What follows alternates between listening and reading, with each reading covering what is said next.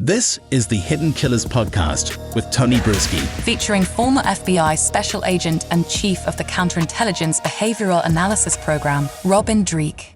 Matthew Lee Richards, he's the youth pastor who is now accused of stabbing his wife and 5 children, basically because of a looming eviction and financial troubles, according to an affidavit. He himself even called himself a monster when he was arrested. Amazingly, as of this recording, everyone has survived. One is in critical condition still, but as of this recording, amazingly, everyone is alive. But what is just shocking is this was a youth pastor. He was even, I believe, a 7th grade teacher as well. Really has a history of working with kids, talks about how he's a big kid who loves teaching little kids about Jesus in his bio on the church's website before it was taken down. I look at this and I go, this, if we're looking at the definition of family annihilator, which we saw brought up in Alec Murdaugh, someone who attempted or did kill some of their family over financial troubles, this is someone who certainly attempted to almost do the exact same thing. Yeah, but for vastly different reasons. Yeah. Expand on that. Yeah. Boy, this was, when you first read these things, you're struck with the trauma of it. And the first thing you're struck with is, oh my gosh, this poor family, these 5 kids who have to live with the thought of their father coming at them with a knife for the rest of their lives. Yeah. Oh my gosh, that's horrible. And then you look deeper, as we all ask, like, who would do this? Mm-hmm. When you look at the Alex Murdaugh, it's like, here's a guy that's, I believe his drug addiction played into a lot of his crazy decisions, plus his life arc of just being a really bad person. I've never used that term before because I don't. We just all have behaviors, but really being a bad person, taking advantage of people, their financial situations. I mean, he was abusing people fiscally for much of his life, and I think it's learned behaviors.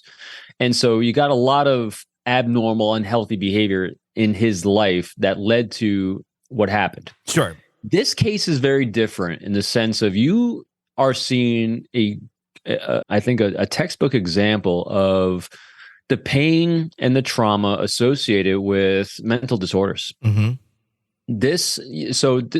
When I was looking at this and did a deeper dive on this is what is most commonly referred to as an altruistic murder-suicide attempt.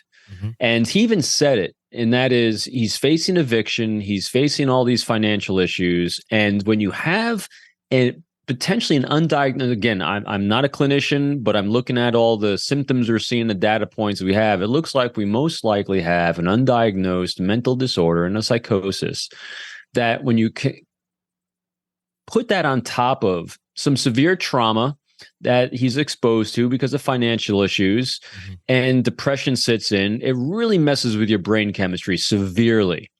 And he thought in his psychotic event was that he wanted to save his children from misery. And that's why it's called an altruistic murder-suicide, and call it suicide because typically it's a suicide that they want to do, but they don't want to leave their children without a father. I mean, it's really an incredibly sad, tragic mental state that they come into. And it is mostly common with men, mm-hmm. more so than women. And I think that's exactly what happened here. And luckily, everyone survived. And I pray they all get amazing counseling, can get through this, because this was, and you can hear it in his own words. I mean, he is beset and beside himself with shame. It's a horrendous thing. Yeah, I mean, it seems like he snapped back into sane thinking shortly after running or attempting this. Does it say anything about the serious? I mean, obviously it's insanely serious, but no one's dead.